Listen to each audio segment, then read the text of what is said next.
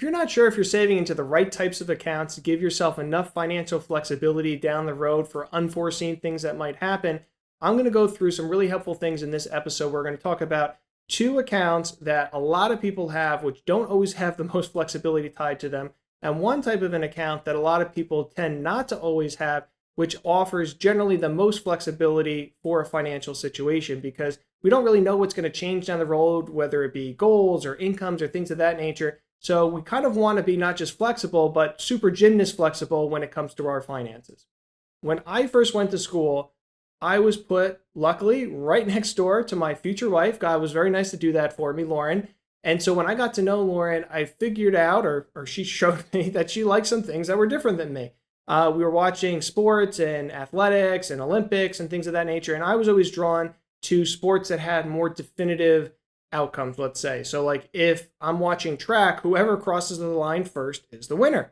If I'm watching soccer, whoever kicks the ball into the net the most times is the winner. So when she shared what she liked, which was more in the vein of gymnastics and cheerleading and ice skating, those were things that I didn't really watch that much. I wasn't overly familiar with that. And how the scoring worked, while there are points for certain elements, there's also a degree of artistry or subjectivity that's built in. So are you doing it smoothly? Are you doing it, crisply? Is it looking cohesive? All that kind of stuff that wasn't really present in most of the things that I tended to watch.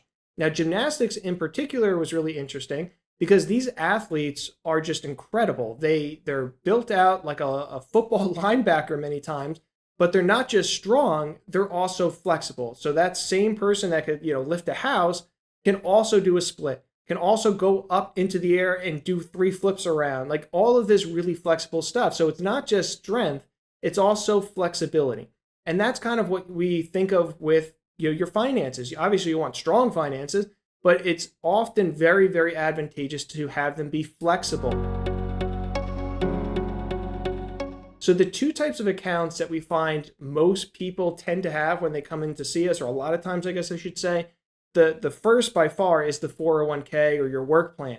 So when you go to work, they offer you the work plan. A lot of times they'll give you free money, matching money into the plan, and you get some kind of a tax incentive for that. So if you put money into your traditional 401k, or if you have a traditional IRA on the side, you get a tax deduction for the money that goes into there, which is, obviously advantageous. On the flip side, you could also put money into a Roth 401k or Roth IRA, and those will grow tax-free. Also really great, right? Tax incentive. Now, the government is doing this not to be like really, really nice. They're doing this because they don't want to pay for your retirement. So they figure if we incentivize you to save for your own retirement, then that's a better way to go about it. So that's why they have those incentives built in. So is a 401k a good thing to have? Yeah, probably it is. It is good. It's a great tool for saving to retirement. Pretty much everybody has some kind of retirement account to help them get to retirement for sure.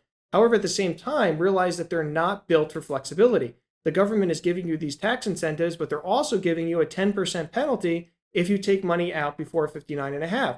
So if you have a regular 401k, let's say, and you look to take money out, you might lose 30 to 40% when you add up all the 10% penalty and all the taxes and everything else that you're going to have to pay. So it could be a really big chunk of money. So again, is it good to have? Yeah, it probably is good for pretty much everybody to have. But at the same time, realize it was definitely not built for flexibility. It definitely wasn't built for, if you have to pull money out for a down payment on a house or a new car or college or anything like that, it was not built for any of that. So it's built for one specific purpose, which means it's not built to be overly flexible. Second main type of account that we see people walk in the door a lot with are 529 plans, especially if you're a younger family. So a 529 plan is the same kind of thing. It's an account that was built specifically by the government to tax incentivize you to save, this time not for retirement, but for education. They don't want to pay for your child's education, so they figure, let's incentivize you to pay for your child's education.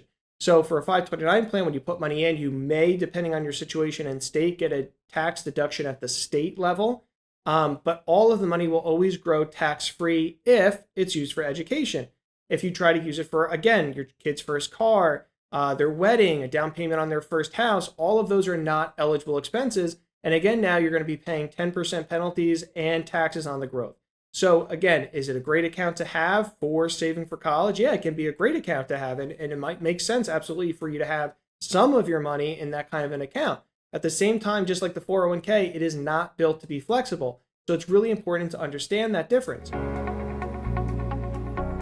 Now, what type of an account is built to be flexible?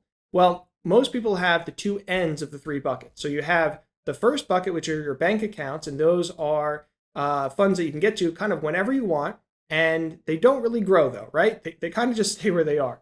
The third bucket all the way on the other end are your retirement accounts that a lot of people have, your 401ks, IRAs, things of that nature. So those accounts do have a much higher possibility for growth than your bank accounts in bucket one. However, they also come with those restrictions that we talked about, the 10% penalty. So the bucket that is number two that fits in between all of those is called your flexibility bucket, which is built out using what's called a taxable account. So kind of like a non-retirement investment account. So it's just registered in the same way like your bank accounts are, so joint or individual, but instead of putting, a checking or a savings account in it, you're putting investments in it. So you have this investment type of an account, which can have a lot of times many of the same types of investments as maybe a 401k or an IRA might have. And so it has a much higher possibility of growth, but you have access to it whenever you want. There is no 10% penalty.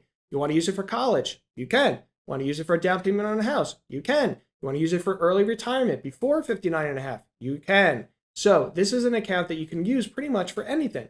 And because it has the opportunity to be invested in growth, it has a much higher growth potential than a bank account would have. Now, that being said, it is always great to try to attach some kind of timeline or some kind of goal to the flexibility account if it makes sense to do so. So let's say that you have this bucket and you're like, I'm going to use this bucket in 5 years. That makes sense then to maybe invest it a little less aggressively if you're going to need it in 5 years. Whereas if you said, I want to buy a second house 10 years from now you can make this flexibility account be maybe a little bit more aggressive in that case. So still thinking about when do I kind of expect to maybe use the funds can help guide you in how conservative or aggressive you should invest it. Now, if you have money, you're saying, I don't have, I have this chunk of money, I need it in 6 months because I'm buying a new car. This type of a bucket is probably not appropriate because any 6-month period, 1 year period, shorter year periods of time or shorter term periods of time are really not a great fit, obviously, for this because we don't know what the market's going to do over a short period of 1 year, 6 months, something like that. So it's still important to have some kind of tie to it again, if you can. If you have money that you're going to need in the short term, it's better off in the bank. So thanks for joining me today and tune in again for more information coming soon.